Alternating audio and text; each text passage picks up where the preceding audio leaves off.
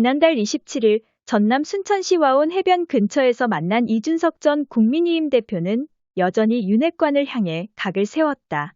그는 정부를 위해 큰 희생을 한다고 하면서 장관 자리를 달라는 사람도 있을 테고 라면서 선거 때 민심이 안 좋으면 윤핵관을 숙청할 수밖에 없다. 고 지적했다. 당대표에 오른 지 1년 4개월 만에 내려오는 과정은 복잡다단했다.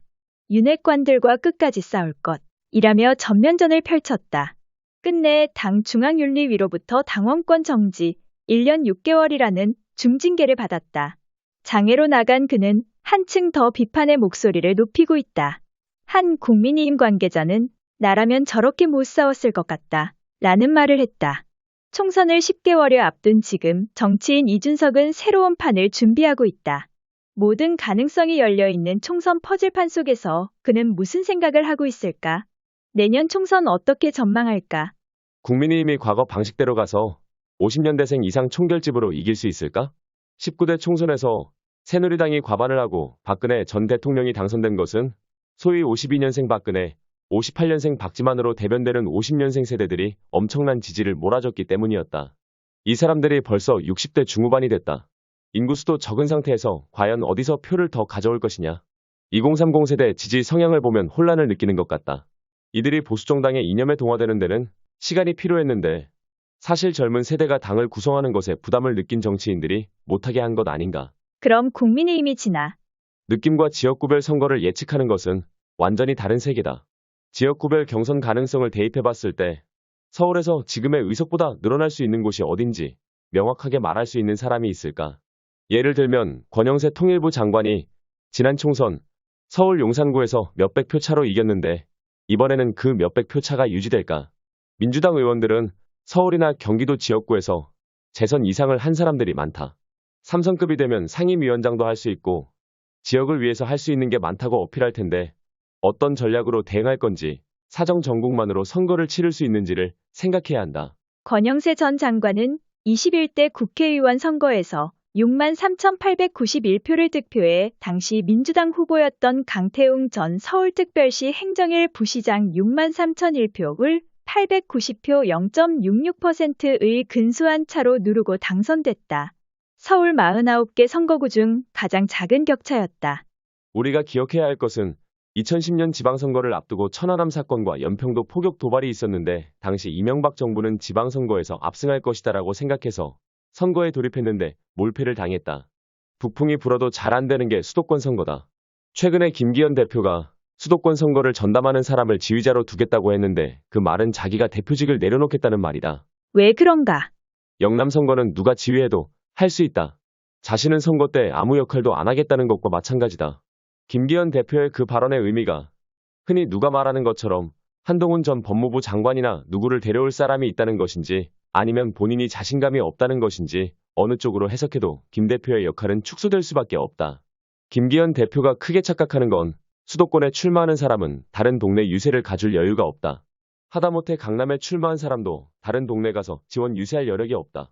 그래서 수도권 선거가 계속 순환 구렁텅이에 빠지는 건데 수도권 선거의 개념을 모르는 것 같다. 공천과정서 수도권에서 잡음이 많이 날까? 수도권에서 누구를 찾아 인재 영입을 한다는 건 20년 전 얘기다. 미리 고민하지 않았기 때문에 영입될 사람도 없다. 인재라 영입해서 노원구, 도봉구나 강북구 나가라고 하면 누가 나가겠나. 징병도 아니고. 한동훈 법무부 장관 등 검사들의 등판 가능성이 제기되는데 지난 총선에서 서울 양천갑을 우세 지역으로 착각하고 검사와 의사 타이틀을 동시에 가진 송한섭 후보를 세웠는데 전업 정치인에 가까운 황희 장관에 졌다. 옛날처럼 의사나 검사라는 특이한 이력을 가진 사람들을 뽑아주는 시대가 아니다. 수도권보다 지방에서는 동네에서 공부 잘했던 사람이다라는 이미지로 갈 수 있겠지만 그 이상의 돌풍은 만들기 어렵다. 2020년 4월 서울 양천갑 지역 선거에서 미래통합당 송한섭 후보는 44.96% 67,814표로 민주당 황희 의원 51.85% 78,196표에 낙선했다. 총선 전국에서 윤핵관들은 어떻게 될까? 정치적으로 생각이 빠른 윤핵관들은 먼저 불출마 선언을 하고 튀려는 사람이 있을 것이다. 정부를 위해 큰 희생을 한다고 하면서 장관 자리를 달라는 사람도 있을 테고 지난 총선을 앞두고 윤상현, 권성동 의원을 동시에 잘랐던 사연을 기억해 봐야 할 것 같다. 친박에서는 윤상현 의원을 자르고 탄핵에 찬성했던 사람 중에서는 권성동 의원을 기계적으로 잘랐다. 두 사람 다 무소속으로 돌아왔는데 그런 식의 기계적인 공천 배제에서 윤핵관이 빠질 가능성이 높다. 왜냐하면 지금 기반 실력을 안 기르고 나중에 선거 때 민심이 안 좋으면 그때 할 수 있는 것은 숙청밖에 없다. 윤핵관이 난리치고 다녔으니까 윤핵관을 죽이라는 여론이 있겠다. 옆 당으로 가보자. 김은경 혁신위가 꾸려졌는데 어떻게 보고 있나? 혁신위는 대표가 하기 어려운 말을 대신해주는 방식으로 이용하면 잘 될 수 있다. 그 바로미터로 의원 정수 축소, 세비 축소, 불체포 특권 포기 등 이런 용어 중 한두 개라도 건드리면 이 혁신위는 볼 게 없는 혁신이다. 할 게 없다는 말이기 때문이다. 그런데 지금 김은경 위원장은 붕뜬 주제를 건드리고 있다. 이낙연 전 대표의 역할로는 어떻게 보나? 저 같으면 이낙연 전 대표를 혁신위원장으로 만들었다. 안 받겠지만 제안했다. 이 전 대표가 돌아왔을 때 이상한 얘기하는 걸 막을 수 있고 김은경 혁신위가 겉돌게 되면 비대위원장 등 여러 역할로 이 전 대표에 대한 언급이 나오기 시작할 것이다.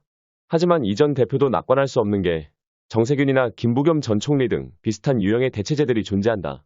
결국 이재명 대표가 판을 어떻게 짜느냐의 문제다.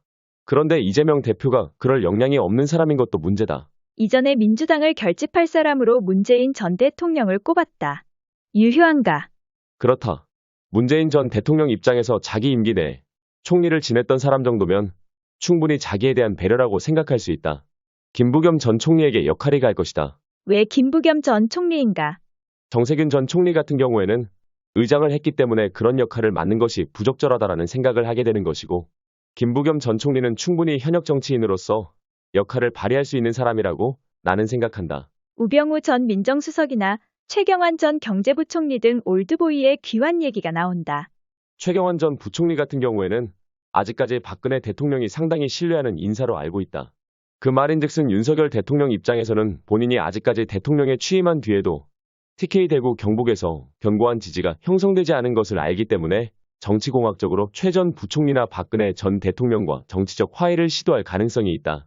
이명박 대통령이 포항 출신이지만 끝내 TK에서 지지층을 강하게 형성하지 못했기 때문에 임기 말에 흔들렸다. 하지만 박 전 대통령을 잘 아는 사람이면 쉽지 않을 것이다. 당에서는 친박계 인사들과 거리두기를 하려는 것 같다. 당연하다. 할 수 있는 게 없다.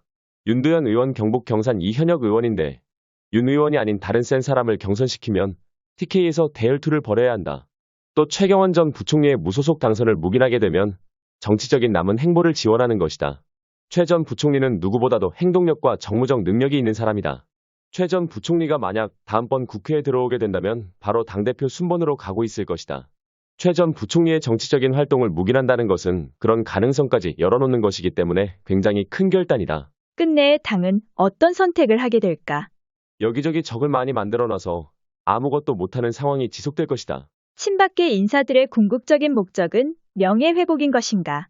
명예회복과 더불어 우병우 전 수석은 상대적으로 젊은 편이고 최경환 전 부총리는 이미 사선을 쌓아놓은 분이기 때문에 바로 할 일이 생기는 사람들이다.